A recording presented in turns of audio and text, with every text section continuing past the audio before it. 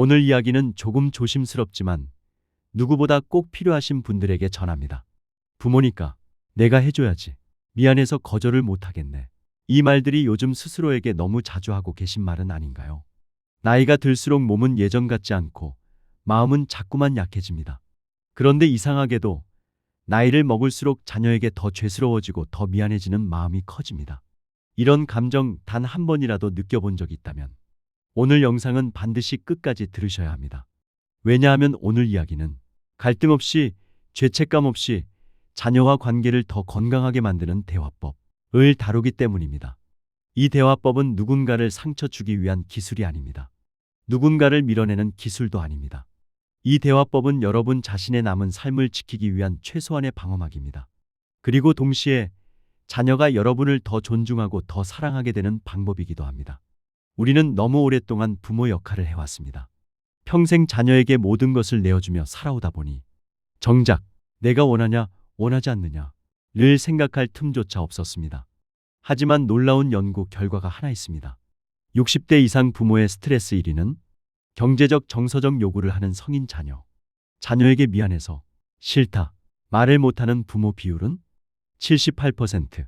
그런데 반대로 성인 자녀에게 물어보면 절반 이상이 부모님이 싫으면 싫다고 말해주셨으면 좋겠다 고 답합니다. 무슨 뜻일까요? 우리가 미안해하며 억지로 해주고 있는 일들이 오히려 자녀에게는 부모님이 힘든데 억지로 참는구나 라는 부담으로 돌아가고 있다는 겁니다. 그러니까 여러분이 거절을 배우면 여러분 인생만 달라지는 게 아니라 자녀 인생도 함께 좋아집니다. 오늘 영상의 목표는 단 하나입니다. 여러분의 남은 인생이 더 가벼워지는 것. 그래서 지금부터 누구도 상처받지 않고 죄책감도 남지 않으면서 자녀가 오히려 고마워요, 엄마, 아빠 라고 말하게 되는 거절 대화법 5가지를 알려드리겠습니다. 이건 단순한 말 기술이 아니라 여러분의 삶을 되찾는 심리 독립 훈련입니다. 하지만 시작하기 전에 한 가지만 기억해 주세요. 여러분의 인생은 이미 충분히 고생했고 충분히 헌신했습니다. 이제는 여러분이 여러분을 지켜야 할 시간입니다. 거절을 잘하는 사람들의 공통점이 있습니다. 그들은 절대 바로 대답하지 않습니다. 왜냐하면 즉답, 바로 대답이라는 것은 상대의 리듬에 맞춰가는 것이고 상대의 감정에 끌려가는 시작이기 때문입니다. 특히 자녀에게서 오는 부탁은 대부분 이렇게 시작됩니다.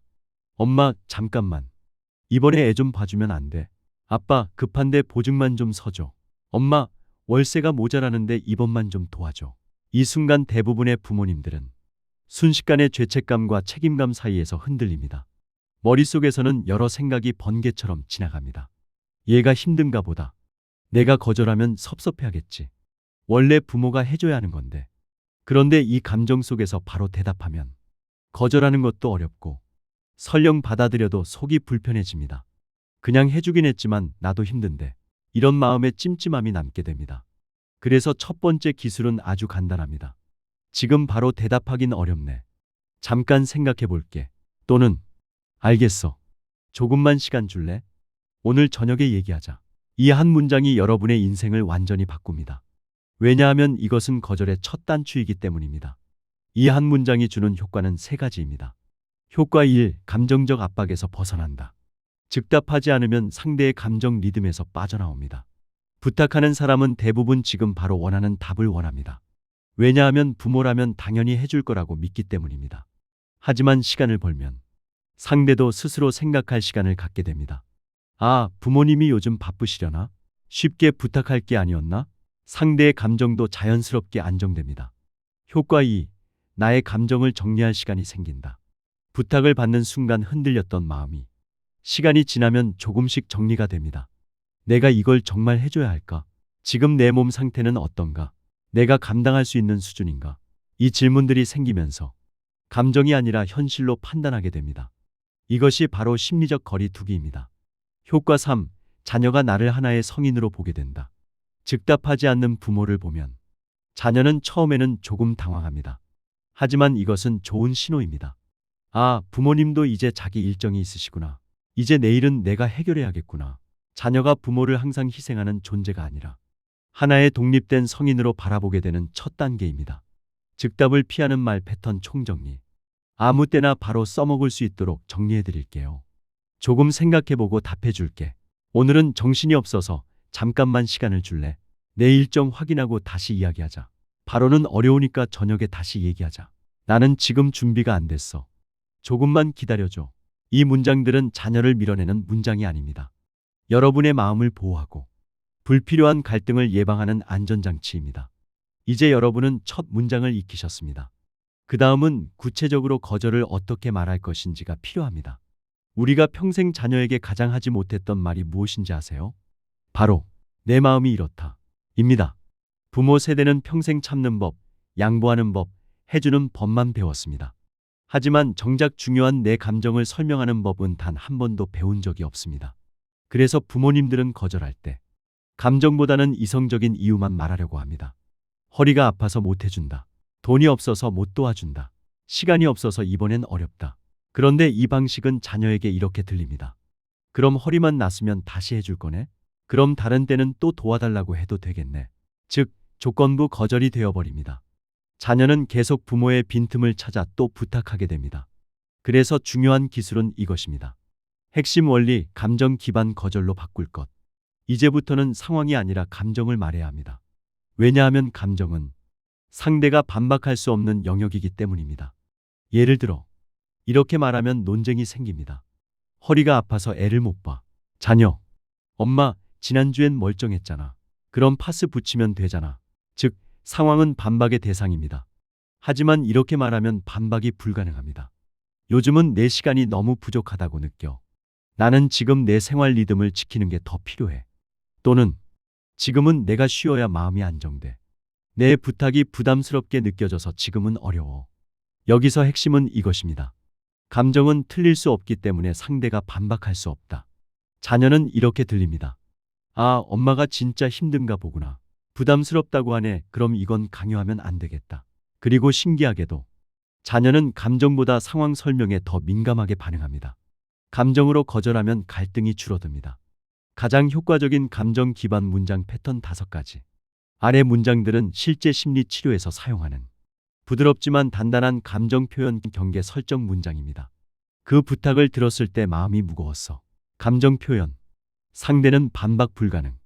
죄책감 없는 거절이 가능. 요즘은 내 스케줄을 지키는 게 나한테 정말 중요해. 자녀에게 부모도 개인의 삶이 있다는 학습을 줌. 내가 힘든 건 이해하지만 지금 나는 여유가 없어. 상대 감정을 인정 플러스 나의 감정 진술. 관계 악화 없이 거절 가능. 이번 부탁은 내가 감당하기엔 벅차. 중요한 경계 표현. 더 큰 요구가 반복되는 것을 막는 효과. 나는 지금 내가 회복해야 하는 시간에 집중하고 싶어. 나의 회복 건강이라는 누구나 존중해야 할 영역 제시. 자녀에게 내 감정을 말하는 순간 이 관계의 역학이 변화합니다. 부탁을 받으면 늘 자동으로 어떻게 도와주지? 만 생각하던 부모가 처음으로 나는 어떤가? 나는 괜찮은가? 이 질문을 하게 됩니다. 이 변화는 노년 활력을 지키는데 너무나 중요합니다. 부모가 감정 없이 반복적으로 헌신하면 나중엔 감정이 바닥나고 마음의 체력이 빠져나가고 우울감이 들어오는 문이 열립니다. 하지만 감정을 표현하면 스트레스가 누적되지 않고 자녀와의 갈등도 부드럽게 풀립니다. 효과적인 대화 예시 실제 사례 기반. 상황. 딸이 엄마, 이번 주 토요일에도 애 좀 봐줘. 라고 부탁할 때 부모의 평소 반응. 아휴, 알았어. 하지만 마음속에서는 피로 불만 무력감이 쌓임. 감정 기반 거절 대화 예시. 엄마, 딸, 내가 힘든 건 알고 있어. 근데 그 부탁을 들으니까 마음이 좀 무거웠어. 딸, 무거웠다고? 엄마, 응. 요즘은 주말만이라도 내 시간을 갖고 싶어서. 이번 주는 어려울 것 같아. 딸, 아, 알겠어. 그럼 이번엔 남편이랑 조율해 볼게. 이것이 바로 갈등 없이, 죄책감 없이 깔끔하게 웃으며 거절하는 방법입니다. 감정 기반 거절은 자녀를 키우는 대화법이다. 우리가 흔히 오해하는 게 있습니다. 자녀에게 거절하면 사이가 멀어진다. 사실은 그 반대입니다. 부모가 모든 부탁을 다 들어주면 자녀는 부모는 내 문제의 해결사라고 학습합니다. 그러면 자녀는 성인이 되어도 독립성이 약해지고 문제 해결 능력이 떨어지고 부모에게 의존하는 사람이 됩니다. 하지만 감정 기반 거절을 하면 자녀는 이렇게 배우기 시작합니다. 부모님도 감정이 있구나. 내 문제는 내가 해결해야 하는구나. 부모님도 나와 같은 성인이구나. 이 깨달음은 부모 자녀 관계를 건강하게 만듭니다. 자, 이제 감정을 말했으니 다음 단계는 건강한 구조의 거절 문장을 만드는 것입니다. 다음 파트는 훨씬 더 강력합니다. 자녀와 갈등 없이 거절하는 가장 강력한 방법은 말의 순서를 바꾸는 것입니다. 우리가 평생 해왔던 거절 방식은 대부분 이유 거절, 구조였습니다. 예를 들어, 내가 허리가 아파서 이번엔 못 도와준다. 오늘 약속이 있어서 애를 못 본다. 이 방식의 문제는 단 한 가지. 자녀가 이유에 집중해 반박한다. 그럼 허리 나으면 또 해줄 거네. 오늘 약속 취소하면 되잖아. 조금만 해줘. 잠깐이면 되잖아. 부모는 진심으로 힘들어 말했지만 자녀는 부모의 감정과 한계를 이해할 기회를 잃는다. 결국 서로 마음이 상하고 부모는 속으로 후회한다. 이제부터는 구조를 정반대로 바꿔야 한다. 거절 공감 짧은 이유에 대한 순서로 말할 것. 이 순서를 따르면 자녀는 거절을 공격적으로 받아들이지 않고 오히려 부모님도 사정이 있구나 하고 받아들인다. 1단계 먼저 거절을 부드럽게 꺼낸다. 이 단계가 가장 중요하다. 거절의 의사를 먼저 표현해야 자녀가 기대 모드에서 현실 모드로 전환된다. 여기서는 미리 안 되는 분위기를 만들어주는 것이 핵심이다. 예시, 딸아, 이번엔 어려울 것 같아. 아들, 이 부탁은 내가 감당하긴 좀 힘들다. 핵심, 직접적이지만 공격적이지 않게 말하는 문장. 2단계, 자녀의 입장을 먼저 공감한다. 거절 직후 바로 이유를 말하면 상대는 설명을 핑계로 인식하게 된다. 그래서 반드시 감정 진정 장치를 넣어야 한다. 예시, 내가 얼마나 힘든지 나도 알아. 너도 육아 때문에 많이 지쳤지. 요즘 회사 일도 많아서 힘든 거 알아. 핵심, 거절 직후 바로 공감을 넣으면 자녀는 방어심이 내려간다. 3단계, 짧고 단단한 이유 한 문장만 말한다. 여기서 절대 길게 말하면 안 된다. 길게 설명할수록 자녀가 반박할 틈이 생긴다. 짧게 단단하게 두 문장 이내가 원칙. 예시, 지금은 내 체력이 안 따라줘. 요즘은 내 생활 리듬을 지키는 게 중요해. 내가 최근에 몸이 좀 지쳐서 그래. 핵심, 길게 말하는 순간 대화는 논쟁이 된다. 짧게 말할수록 자녀는 아, 엄마도 힘들구나 라고 느낀다. 4단계, 감정 상하지 않게 부드러운 대안을 던진다. 대안은 해줄 수 있는 것만 말해야 한다. 예시, 이번 주는 어렵지만 다음 주에는 내가 시간 좀 볼게. 애 보는 건 어려운데 집에서 반찬 하나 해줄 순 있어. 금전적 도움은 어렵지만 내가 계획 세우는 건 같이 고민해 줄게. 핵심, 대안을 제시하면 완전 거절이 아닌 부드러운 조정으로 받아들여진다. 부모의 거절이 관계 단절이 아닌 경계 설정이라는 메시지를 준다. 전체 구조 예시, 이대로 말하면 된다. 다음은 가장 성공률 높은 4문장 대화법이다. 4문장 구성 대화 스크립트. 거절, 딸아, 이번 부탁은 내가 감당하기 어렵다. 공감, 내가 요즘 얼마나 힘든지 나도 이해해. 짧은 이유, 요즘은 내 체력과 생활 리듬을 지키는 게 중요해. 대안 제시, 이번 주는 어렵지만 다음에 내가 가능하면 도울게. 이 구조만 사용해도 부모 자녀 관계는 훨씬 부드러워지고 자녀는 아, 엄마도 사정이 있구나 하고 받아들인다. 왜 이 구조가 효과가 큰가? 이 문장의 순서는 뇌의 감정 처리 구조를 정확하게 반영한다. 자녀의 뇌는 거절을 들으면 잠깐 긴장, 공감을 들으면 긴장이 완화됨, 짧은 이유를 들으면 설명으로 받아들임, 대안을 들으면 관계는 안전하다고 느낀다. 즉, 갈등 없는 거절이 가능한 뇌과학적 구조다. 실제 사례, 이 대화법으로 관계가 회복된 부모님들. 사례 1. 아들과 손주 돌봄 문제로 갈등하던 68세 여성 박오우님. 4문장 구조를 2주간 연습. 아들은 처음엔 당황하더니 나중엔 오히려 엄마, 너무 힘들면 말해줘라고 말해주더라. 사례 2. 딸의 생활비 요구에 지치던 72세 아버지. 구조 대화법으로 내 삶의 리듬을 강조. 딸이 처음으로 아빠도 힘들었구나 라고 말함. 이건 갈등 해결이 아니라 관계가 깊어지는 순간이다. 이 기술은 자녀와의 거리를 벌리는 게 아니다. 오히려 건강한 거리를 만드는 것이다. 부모가 너무 가까이 붙어 있으면 자녀의 인생은 무거워지고 부모의 삶은 지쳐간다. 부모가 건강한 거리를 만들면 자녀도 성인이 되고 관계도 성숙해진다. 앞에서 배운 3문장 대화법은 자녀가 비교적 차분할 때 효과가 매우 좋다. 하지만 현실에서는 이렇게 말해도 자녀가 갑자기 감정적으로 반응하는 경우가 있다. 예시, 엄마는 맨날 못해. 그럼 우리는 어떡하라고? 아빠는 왜 이렇게 이기적이야? 왜 우리를 도와줄 마음이 없어? 이때 많은 부모들은 갑자기 죄책감을 느끼고 마음이 흔들리고 결국 평소 하던 대로 또 다 들어준다. 이 악순환이 계속된 이유는 단 하나. 순간 감정 폭발에 대응하는 기술을 배운 적이 없기 때문이다. 이 상황에서 절대 하면 안 되는 두 가지. 바로 설명하기. 자녀가 감정적으로 들끓고 있을 때 설명을 하면 100% 싸움으로 번진다. 왜냐하면 그들은 논리가 아니라 감정을 말하는 중이기 때문이다. 바로 반박하거나 방어하기. 내가 얼마나 도와줬는데, 내가 왜 이기적이야? 이런 말들은 상황을 악화시킨다. 자녀는 부모의 반박을 내 감정은 중요하지 않구나 로 받아들인다. 자녀의 감정을 진정시키는 방법은 단 한 가지. 반사적 응답법, reflective response. 이 기술은 전 세계 가족 상담에서 가장 효과 높은 기법으로 알려져 있다. 핵심은 단순하다. 자녀의 말을 되받아주기만 해도 긴장이 꺼진다. 예를 들면, 자녀, 엄마는 왜 항상 자기만 생각해? 부모, 내가 자기만 생각한다는 느낌이 들었구나. 자녀, 아빠는 왜 책임을 다 안 해? 부모, 내가 책임을 다하지 않는 것처럼 느껴졌구나. 반사적 응답이 효과적인 이유. 자녀의 뇌는 공격 모드에 있을 때 부모가 대응하면 더 강하게 방어한다. 하지만 반사적 응답을 들으면 자녀의 뇌는 내가 들리는구나 하고 느끼고 감정의 불길이 빠르게 가라앉는다. 이건 단순한 심리 기술이 아니다. 뇌의 편도체 진정 메커니즘과 직접 연결되어 있다. 그럼 실제 대화는 어떻게 흘러갈까? 상황 1. 손주 돌봄 부탁을 거절했을 때. 자녀, 엄마는 정말 좀 도와줄 마음이 없어. 왜 우리 힘든 건 생각 안 해? 부모, 내가 지금 얼마나 힘든지 내가 다 느껴진다.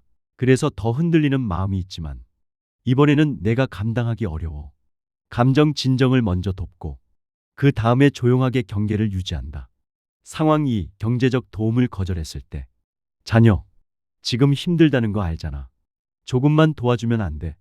부모, 내가 급한 상황이라 더 간절한 마음이 느껴져. 그 마음이 이해되지만 지금은 내가 쓸 수 있는 여력이 안 돼. 거절 이유보다 먼저 자녀의 감정이 우선이다. 상황 3. 자녀가 불만을 쏟아낼 때. 자녀, 부모는 자식을 도와야지. 맨날 거절만 하잖아. 부모, 내 말에서 서운함과 답답함이 같이 느껴진다. 그 마음은 이해하지만 내가 모든 걸 해결해주는 역할에서 이제는 조금 내려오려 해.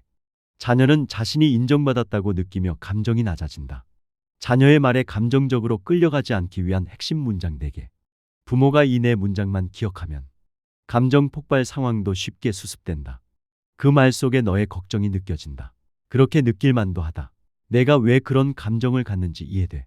그 감정은 인정하지만 지금 이 부탁은 내가 감당할 수 없다. 부모가 꺾이지 않는 기준을 갖는 순간 자녀도 태도가 바뀐다. 가장 중요한 메시지는 이것이다. 부모가 선을 지키면 자녀는 결국 존중하게 된다. 처음엔 서운해하고 화를 내지만 결국 부모의 경계 설정을 성인의 삶의 원칙으로 받아들이게 된다. 자녀도 부모의 삶을 존중하는 법을 배우게 된다. 자녀와의 관계 속에서 십수년 동안 혹은 수십 년 동안 나는 괜찮다. 내가 조금 더 희생하면 되지. 부모니까 당연한 것 아니겠나. 이렇게 스스로를 설득하며 살아온 분들이 많습니다. 그리고 어느 날 문득 주말에 혼자 앉아 커피를 마시다 보면 문득 이런 생각이 스쳐 지나갑니다. 나는 언제부터 내 삶이 없어진 거지? 이 말은 참 조용하지만 가슴 가장 깊은 곳에서 올라오는 외침입니다. 그리고 이 질문을 하는 순간이 바로 회복의 시작점입니다. 1. 부모의 인생도 하나의 소중한 서사입니다. 많은 시니어들은 내 인생을 돌이켜볼 때 가장 길고 굵은 챕터가 자녀를 위해 살아온 세월이라고 말합니다. 그 과정에서 자부심도 있었고 감사도 있었지만 그만큼 잃어버린 것들도 참 많습니다. 나를 위한 시간, 나를 위한 선택, 나를 위한 기쁨, 나만의 속도. 하지만 이제는 이 긴 서사를 다시 나의 이야기로 되돌려 놓을 시간입니다. 이 말이 자칫 이기적으로 들릴 수도 있지만 사실은 그 반대입니다. 부모가 건강하고 행복해야 자녀와의 관계도 건강하게 유지됩니다. 부모가 지치고 불행한데 자녀와의 관계가 좋아질 수는 없습니다. 2. 잃어버린 자율성을 되찾는 가장 확실한 방법, 나의 시간 회복. 여기서 가장 먼저 해야 할 일은 아주 단순합니다. 바로 나의 시간을 다시 확보하는 것입니다. 많은 시니어들이 자녀 부탁만 등장하면 자기 일정을 바로 지워버립니다. 내 병원 일정, 내 취미 시간, 내 휴식 시간, 내 학습 시간, 내 친구들 만나는 시간 다 내려놓고 자녀의 일정을 우선순위 1순위에 둡니다. 이제는 그 순서를 조용히 바꿔야 합니다. 아래 문장은 많은 상담 사례에서 부모들의 삶을 다시 세우는 강력한 문장이었습니다. 내 일정이 먼저이고 그 다음이 자녀 일정이다. 이 문장을 마음속에 새기기만 해도 부모의 삶이 눈에 띄게 달라집니다. 3. 자녀에게도 알려줘야 하는 부모의 삶의 경계선. 부모의 변화는 자녀에게 선언되었을 때 비로소 진짜 변화를 일으킵니다. 자녀에게 이렇게 말해도 괜찮습니다. 이제는 내 시간을 좀 더 챙기려고 해. 내 삶도 다시 만들어 보고 싶어. 너희 일은 도와줄 수 있는 만큼만 도울게. 심지어 이렇게 말할 줄 알 때부터 부모와 자녀의 관계는 비로소 성숙한 관계로 넘어갑니다. 말하지 않으면 상대는 절대 모릅니다. 부모의 희생은 말하지 않는 한 기본 제공으로 여겨집니다. 4. 부모의 삶에서 꼭 필요한 정서적 독립. 많은 시니어들이 말합니다. 자식이 내 기쁨이라서 애들이 잘 돼야 내가 편하지. 손주가 웃으면 나도 좋지. 물론 맞는 말입니다. 하지만 그 기쁨만을 중심에 두면 삶 전체가 자녀의 상태에 종속됩니다. 자녀가 힘들면 나도 힘들고, 자녀가 불행하면 나도 불행하고, 자녀가 화내면 나도 불안하고, 자녀가 연락 없으면 나도 외롭고. 이건 정서적 종속 관계입니다. 여기서 벗어나는 방법은 단순합니다. 나의 기쁨을 자녀 외에서 찾는 연습. 아주 작은 것에서 시작하면 됩니다. 작은 취미 만들기, 하루 10분 산책, 새 친구 만들기, 평생 하고 싶었던 일 시작하기, 동호회 모임 등록하기, 요리 그림 악기 배우기, 조용한 독서 시간 만들기. 목표는 크지 않아도 됩니다. 하지만 반드시 나를 위한 시간이어야 합니다. 5. 새로운 소속감 만들기, 관계 재배치의 힘. 시니어들이 가장 많이 하는 말 중 하나가 있습니다. 나는 이제 새로운 사람 사귀는 게 힘들어. 하지만 상담 사례를 보면 새로운 소속감이 생기면 삶의 활력이 폭발적으로 살아납니다. 평생교육원, 주민센터 프로그램, 교회 성당 사찰 소모임, 봉사단체, 취미 동호회, 가벼운 운동 모임. 여기서 놀라운 일이 일어납니다. 자녀에게서만 얻으려 했던 인정과 감사를 전혀 다른 관계 속에서 더 따뜻하게 얻게 되는 경우가 많다는 것입니다. 선생님, 제가 여기 오길 정말 잘했어요. 라는 말을 수십 번 들었습니다. 6. 자녀에게 상처 주지 않고 관계를 재정립하는 최종 공식. 이제까지 배운 것들을 하나로 정리하면 이렇게 됩니다. 1. 감정 공감, 2. 이유 설명, 3. 경계 선언, 4. 나의 시간 제시. 예시로 대화 흐름을 정리해보면 자녀, 엄마, 이번 주에 또 애 좀 봐줘야 하는데. 부모, 너희가 힘들다는 마음은 잘 알겠어. 하지만 이번 주는 내가 내 건강을 위해 꼭 챙겨야 할 일정이 있어. 그래서 이번에는 도와주기 어렵겠다. 대신 다음 주 목요일 오후는 내가 여유가 있어. 이 대화 구조만 익히면 어떤 부탁도 부드럽고 확실하게 조절할 수 있습니다. 7. 부모가 달라지면 자녀도 달라진다. 핵심은 이것입니다. 자녀는 부모의 말보다 부모의 기준을 보고 배운다. 부모가 자신의 삶을 지키고 자신의 일정을 우선하고 자기의 감정을 돌보고 자기 활력 시간을 확보하면 시간이 조금 지나고 나면 자녀는 이렇게 말합니다. 엄마, 요즘 좋아 보이네. 아빠, 요즘 표정이 밝아졌어. 부모님이 자기 생활하는 모습이 좋아. 그제야 비로소 부모의 변화가 자녀에게 인정됩니다. 마지막 메시지, 자녀를 위해서라도 나 자신을 먼저 살려야 합니다. 우리는 평생 자녀를 위해 살았습니다. 하지만 지금부터는 다릅니다. 앞으로의 20에서 30년은 나에게 돌려주는 시간입니다. 그래야 내 건강도 지키고, 내 마음도 지키고, 내 존엄도 지키고, 자녀와의 관계도 지킬 수 있습니다. 내 인생은 다시 나에게 돌아왔습니다.